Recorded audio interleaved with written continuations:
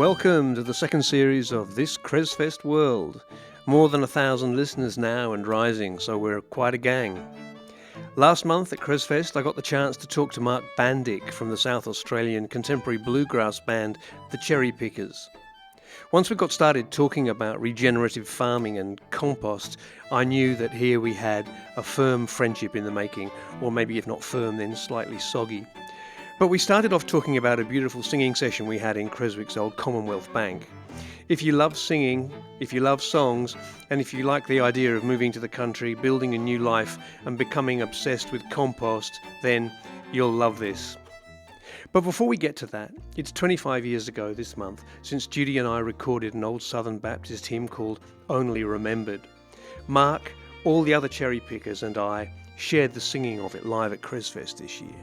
Up and away, like the dew in the morning, rising from earth to its home in the sky. Thus would I cease from the earth and its toiling, only remembered for what I have done. Only remembered, we're only only remembered for what we have done. Only remembered, we're only... As part of CresFest, I get the chance to run these string wizard workshop kind of a thing where I invite 3 or 4 people who are on the list for CresFest to come along, and we sit in a room in front of maybe 50 or 60 people, play acoustic, and just talk about instrumental playing. And this time we had Phil Griffin from fantastic Queensland band Ghosty playing a variety of oud instruments. We had Rob Cooper from your band, the Cherrypickers, playing dobro, and Adam Russo, a fantastic jazz guitar player from the Skiffle Party, and me playing a bit of nonsense as well. But what I really wanted to say was that at the end, it has been my habit to get us all to play along on a fairly simple chorus song. And this time I did an old Southern Baptist hymn called Only Remembered. And when we got to the chorus, it was an amazing experience. I mean, it's always lovely singing chorus songs in rooms full of singers. But what I hadn't realised was that when I invited Rob to come along, that the whole band would come along to support him. And then all of a sudden, there we had 6 full-on harmony singers taking the roof off the joint. It was a most beautiful experience, and I hadn't been expecting it, so it was even all the more wonderful, you know. Only remembered, we're only remembered, we are only remembered for what we have done. Oh, remembered, we're only remembered, only remembered for what we have done. Only the words we on earth here have spoken, only the seeds that we in springtime have sown, they shall pass onward while we are forgotten, only remembered for what we have done. Only remembered, we're only remembered. Quite a thing, Mark, to play in a band that's got 6 lead singers in it. I feel very lucky and very spoiled, actually, to be in a band like that. And I think about it, quite a lot. That having 6 people in a band is one thing, but when they can all play and sing, and it's really a special thing. And often we'll play around a single microphone, a condenser microphone, and that's the favourite thing for us to do, because it means you get to stand in this circle. Yeah. And stand in this envelope of sound, and hear the other voices and hear the harmony so close to you, and then we can move in and out of that microphone and mix ourselves effectively, and it's such a wonderful thing. And I feel very fortunate to be part of a group that does that, and where harmonies are so important. So it's a pleasure, a real pleasure. Maybe 4 of us do some kind of lead singing, and then the other 2 sort of usually do some harmony support singing. But it feels really big harmonies, and it's just so wonderful to be part of that, and having 4 people doing lead at some point in a typical set for us. It's great because it's great for me. It means I don't have to sing all the time and be the only person out front singing all the time. It gives me a rest and give the other lead singers a rest. But also I think for the audience and people listening and watching, I think it's really enjoyable to see other people step up to the microphone and sing their songs and explain, talk about their music and give their version of bluegrass and their version of what we're doing. And I really like that variety. It really works for me. I'm not someone so much who likes to stand up there for 45 minutes or an hour and just sing song after song. I really like having someone else come in and sing, and then I do harmonies, because one of my favourite things to do in a band is actually back up harmonies. So selfishly for me, I really love it when someone else sings lead, because I get to do one of my favourite things. That's exactly the same as me. We had a family band with some of our kids, and one of our daughters, Beck, is a fantastic singer who went on to sing in rock bands and stuff. And the best fun for me was singing harmony with her singing lead. Absolutely beautiful. Yeah. Yeah, and I think that's why that event that you were talking about, the Guitar Wizardry string event, was a really lovely event. I really enjoyed that event. Not only because we got to sing harmonies there in that room and just hear acoustically what the voices and those stringed instruments can do, but to also see those 3 players play together and to see you play guitar, and it was really wonderful. But yeah, I think that, and also some of the sessions in the pubs as well at CresFest, where you get a room full of rousing singers. There's nothing better. I love that.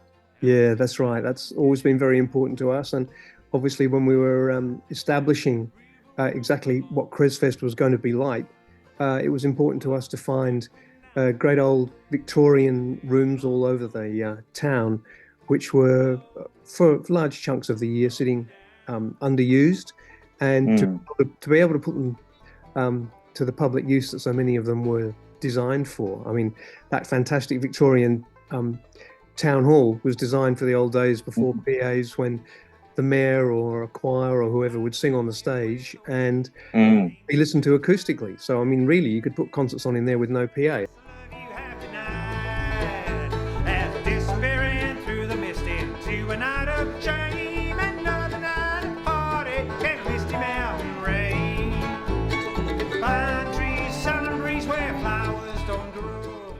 Being able to have that single microphone and be able to move in and out and really mix ourselves, and then have a sound situation in a pub or wherever it is where you can really play quietly and people listen, or you could really raise the volume and then people respond and they might dance and all that. That's exactly what, as a musician, that's what you love, and you love those situations. And for us, the CresFest weekend was really ticked all those boxes for us, as not only as musicians and performers, but as audience members. I loved watching. It's probably the most fun I've had for a long time as an audience member participant of the festival, as well as a performer, and the intimacy of seeing such quality performers up so close like that, and hearing them with great sound was lovely, really lovely.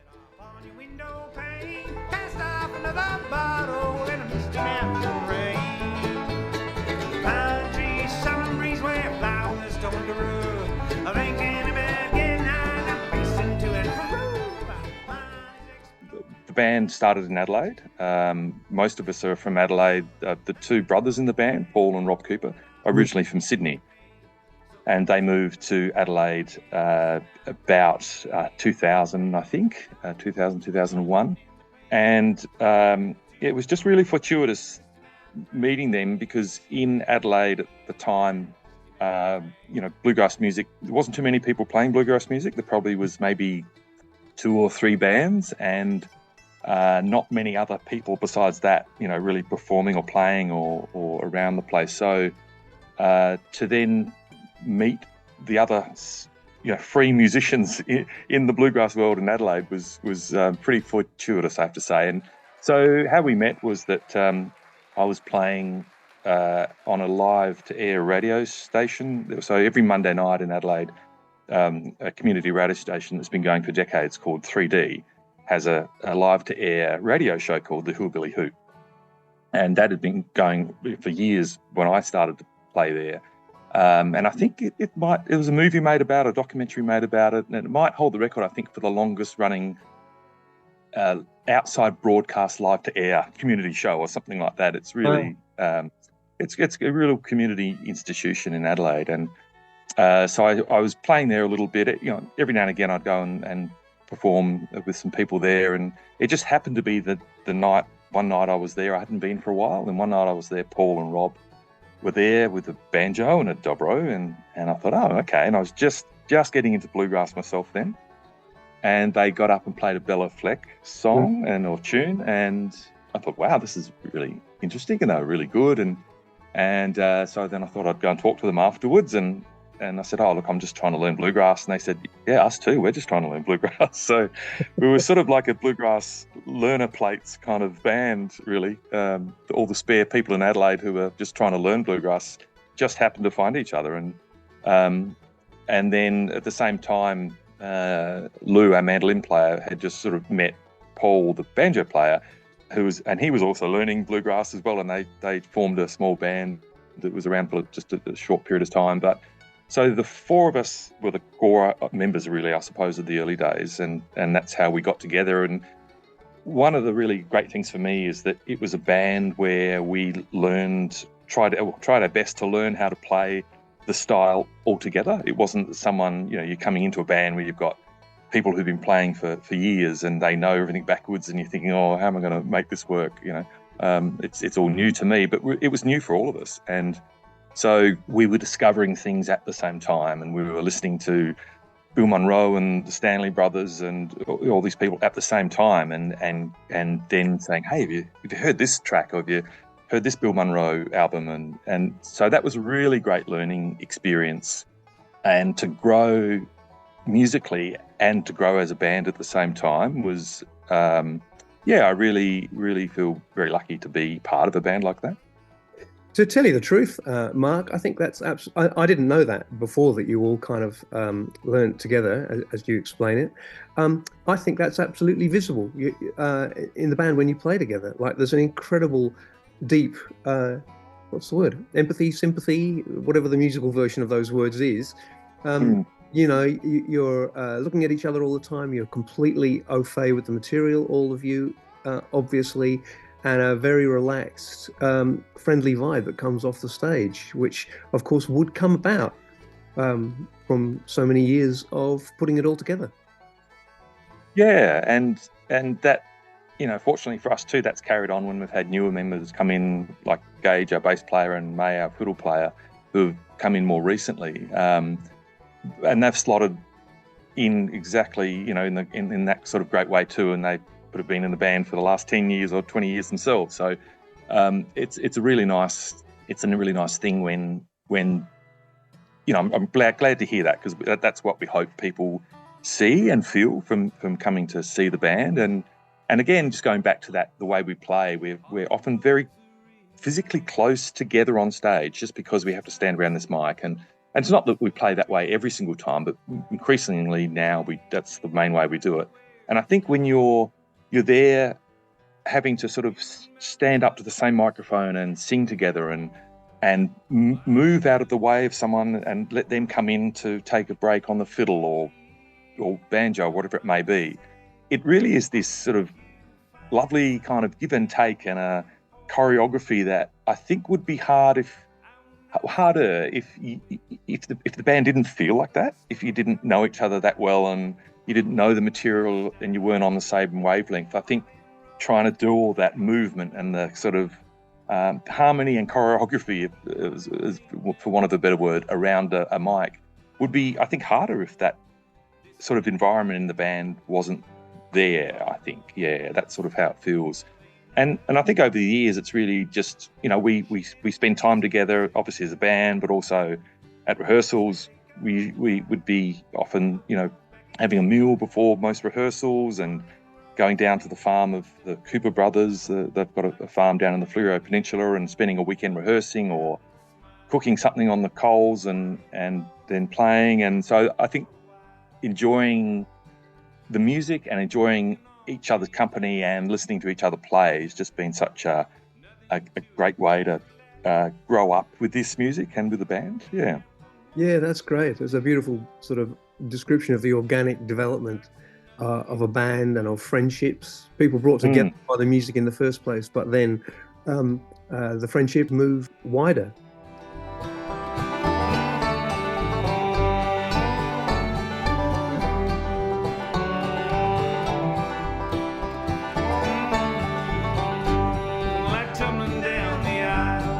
A lot of the material that you do is finding the bluegrass-ishness in material which is not necessarily bluegrass material at all originally.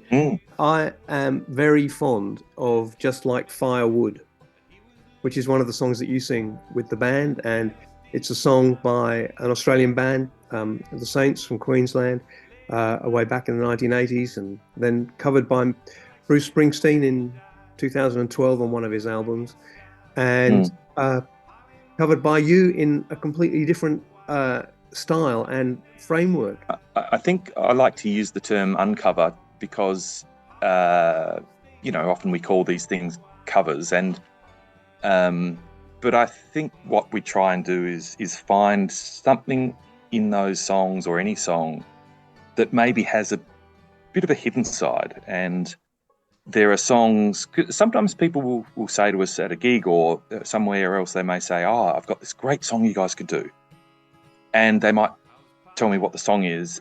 And for me, it doesn't, sometimes it could work, but sometimes it doesn't quite work because on the surface of it may seem like you could really make a great bluegrass song out of that because it's got probably the surface features of what a bluegrass song might be. But they're not necessarily the ones that always work. What can really work well are songs that you don't think could be a bluegrass song, but there is something about that song that it's either in the rhythm, it's in the atmosphere of the chords, it's in something else that when you play it in a bluegrass-ish style, and not to say we're necessarily a straight ahead or a very traditional bluegrass band, but when you add some of those key elements of bluegrass, something I think emerges from those really good songs that means you can perform it in a way that people see it in a different light, I suppose is one way to say it.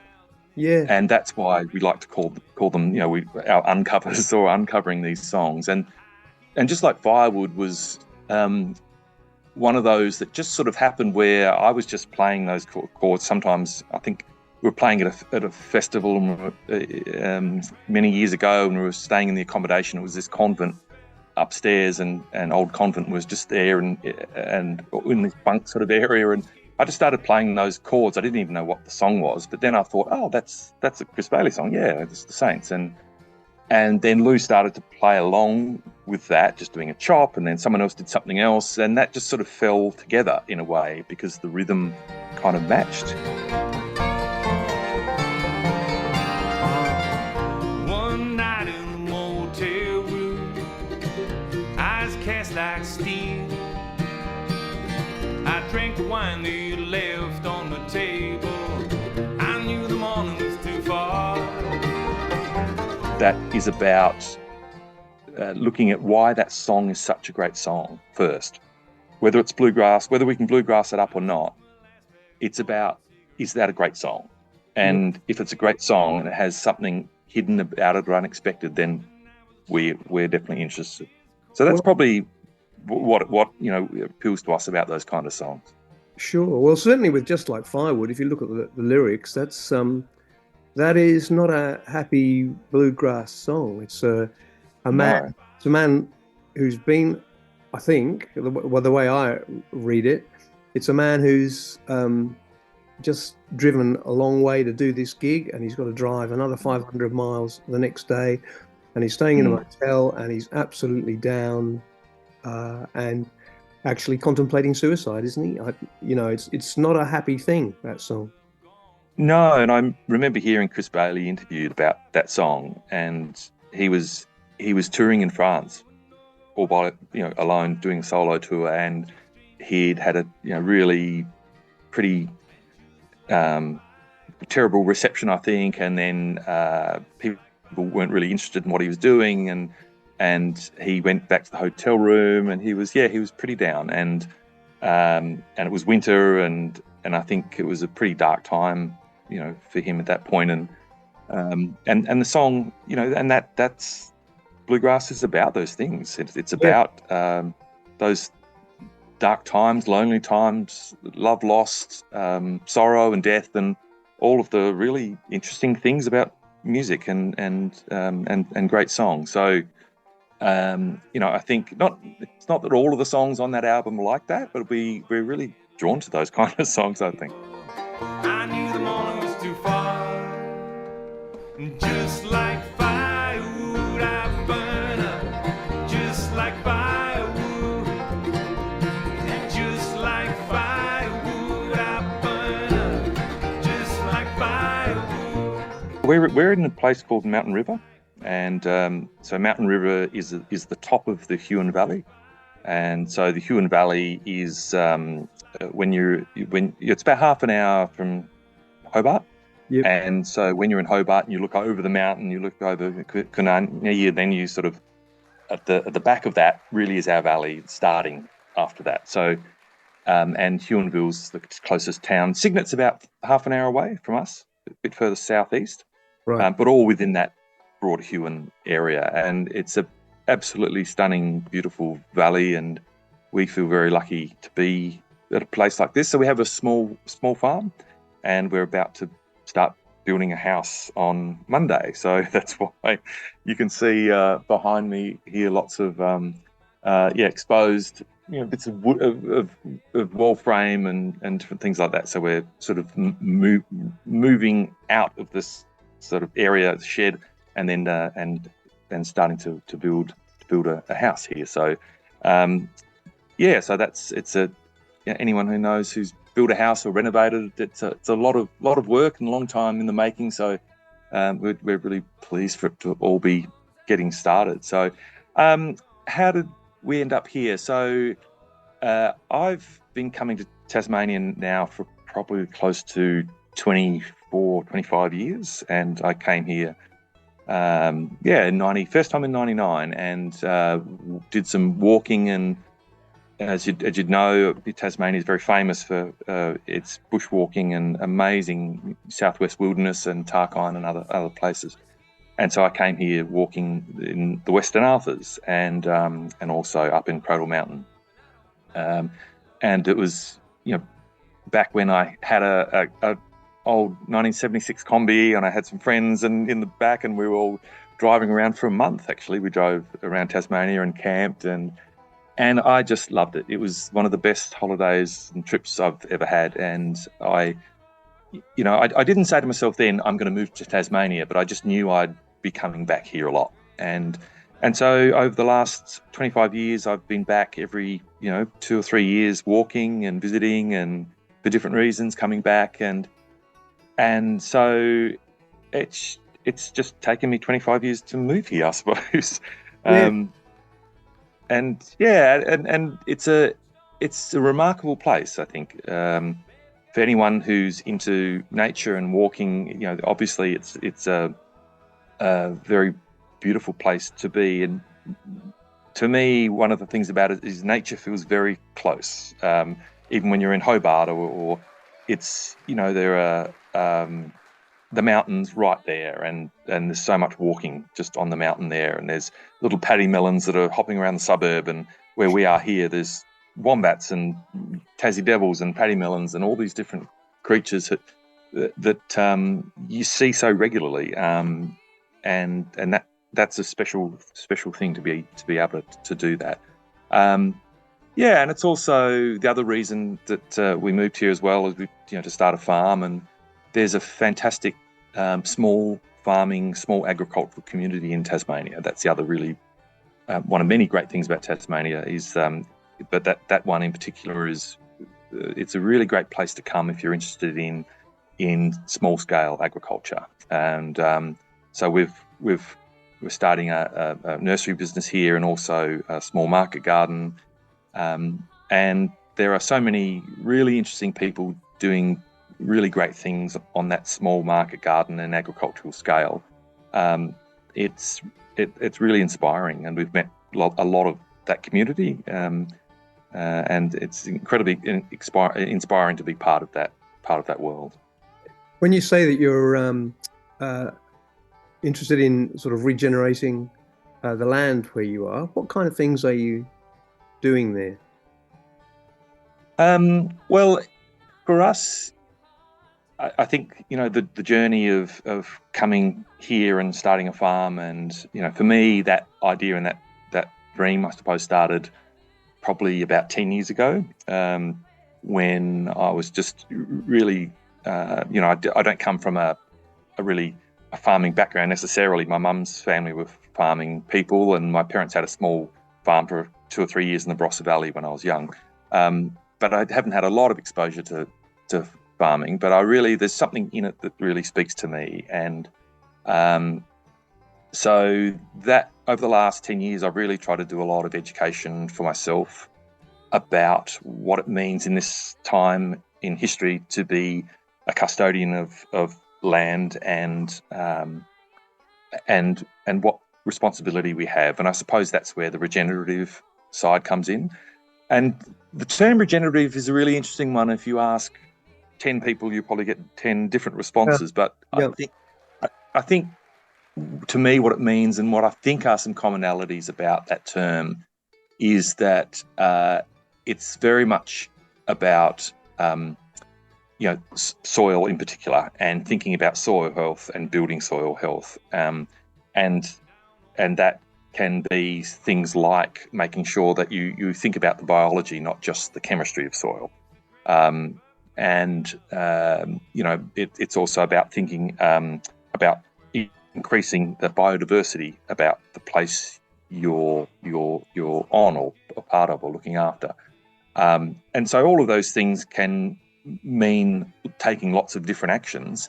It could mean things, like using green manures or cover crops a lot, using hedgerows, making sure biodiversity and lots of diversity, so you get lots of pollinators coming in. Not so much having monocrops, more having diverse crops, and thinking about the role the soil plays in not only feeding the soil so that then the soil can feed the plants, but also about water retention. And even in Tasmania, people think it's a pretty wet place, but Hobart's the second driest capital in Australia, and we're going through quite a dry period down here at the moment. So more and more we're seeing even more conventional farmers starting to have an interest in the regenerative approach, I suppose, just because it offers so much that can add to resilience. And resilience is something with climate change and with more unpredictable weather. I think even for conventional farming, it offers something that can really help people become more resilient on the land. So it's the sort of things we're doing here. As I mentioned, we're doing multi-species cover cropping, so we're keeping the soil covered. We're thinking a lot about the biology. We're doing compost at a scale, so we're probably hopefully going to be doing between 10 and 15 cubic meters of compost this year.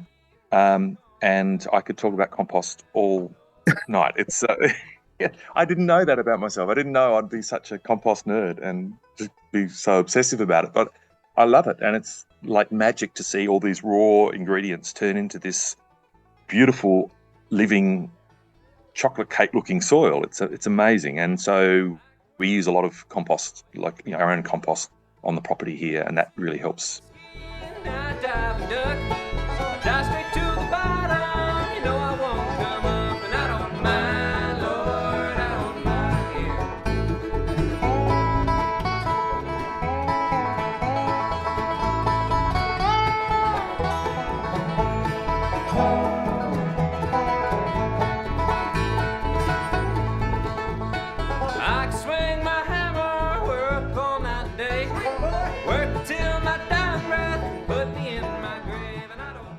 Compost is something that we all need to know more about. Give us a few tips.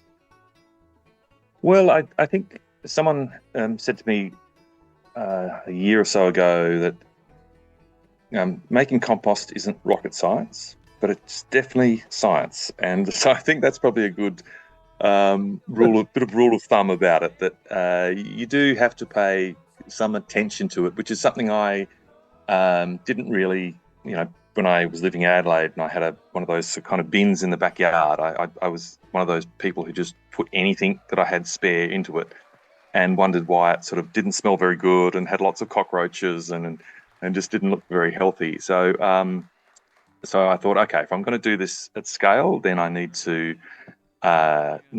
be reading and thinking about this.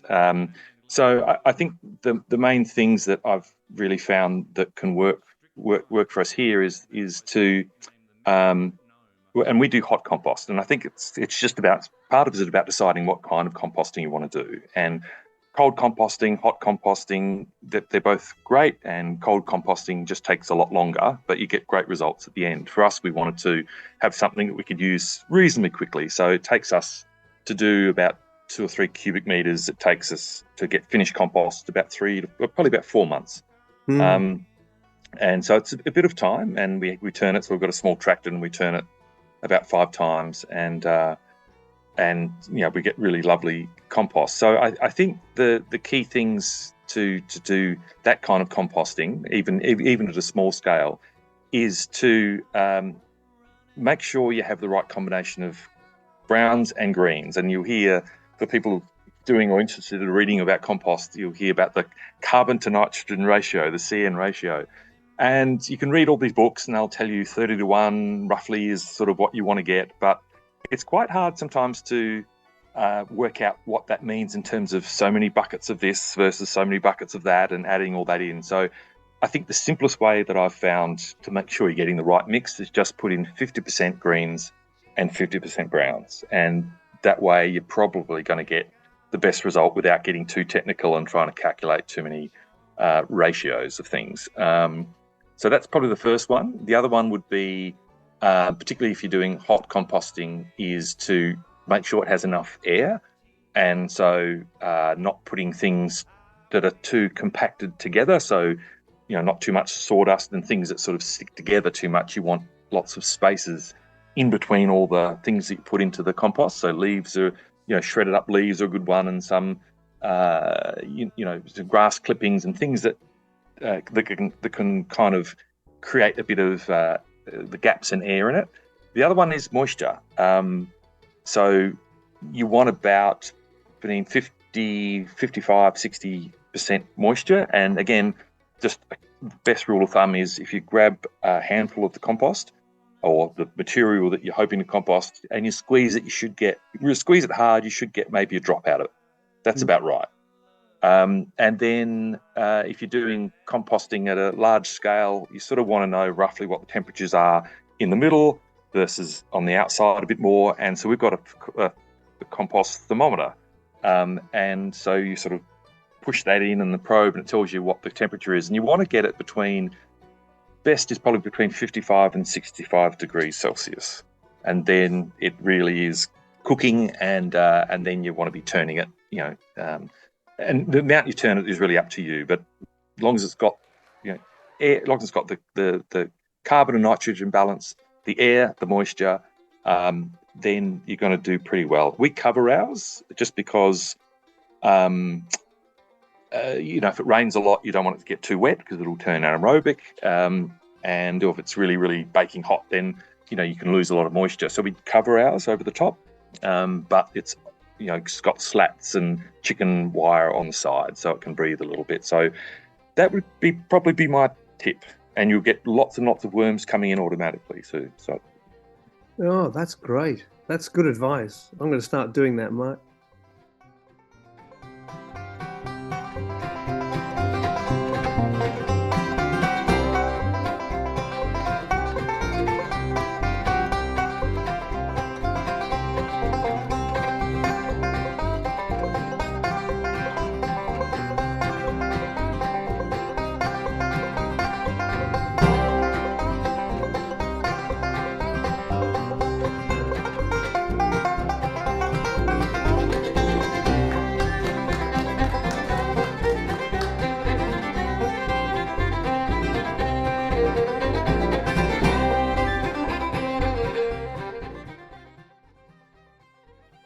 Nature really has a lot. It's already worked out everything it needs to work out for a landscape and a place to function incredibly well. And so sometimes it's about getting out of the way, or in this case, undoing something that was done that really led to problems. And we've noticed a similar thing here because this soil erosion is a problem in Tasmania as it is everywhere, as it is globally, and that's got to do with a whole range of things, but also water moving too quickly across the landscape and taking too much of the soil with it. And we're on a bit of a gradient here, and we've noticed that the more that you can let the different plants like club rushes and different kinds of reeds and rushes grow up in places they want to grow up, they hold water, and they're able to slow things down. And often what people want to come in and do, a contractor might want to come in and tidy up, as they call it, tidy up a drain or tidy up something on the landscape, which will mean cutting a very sharp kind of V into a channel or a spring so that things can really move away quickly and you can get a lot of water into your dam. But you see the water, when it's moving through, it's a brown colour, which means that's soil and clay and other things, really moving with that water, and we want to try and slow the water down. So it's what we're trying to do here, because we know that water wants to move, and you really can't do a lot to stop it. It'll move through the hill, it'll move underneath, and it'll move through the landscape, on top, underneath, whatever way it wants to go. And I think making sure that it moves as slowly as possible is probably one of the biggest lessons we've learnt here to stop erosion. You allow water to slow down, it spreads out, it hydrates the landscape, and you get all of these other benefits happening for the river or the waterway. But there is so much for us to be learning with my partner. She's part of land care and as well. So we're trying to connect with people who really have knowledge and are able to help us on our regenerative journey. Because the way you look at a landscape, when we're first here, and how you look at it over time, when you're learning these things, you see a very different landscape, and what you're looking out for is quite different. And I think that's part of why we love being here. It's that connection with community, it's the connection with landscape, and I think that's what it. Regenerative to me not only means what happens on the land, but it's also something social about it.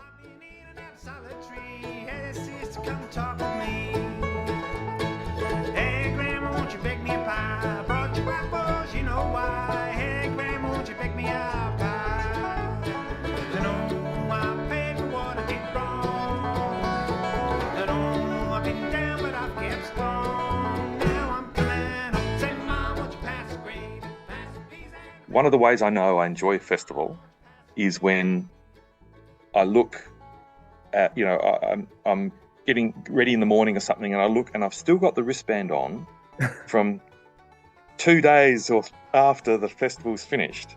And I think, oh yeah, so that's always a good sign to me that I've really had a great time at a festival. And that's what happened this time after CresFest. Okay. So, I just want to, again, I think to say thank you to you and Judy and the committee and volunteers and everybody involved. One night cast like steel. I drank the wine they left on the table. I knew the morning was too far. Well, thanks to Mark Bandick and the Cherrypickers for all that music and that great chat.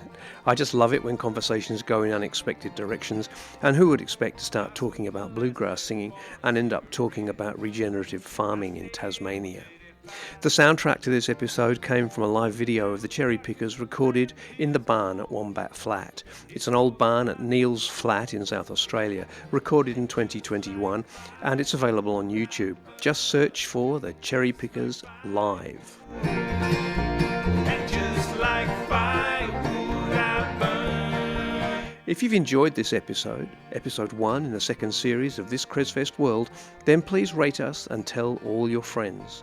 There are also 13 episodes in the first series that you might like to catch up on.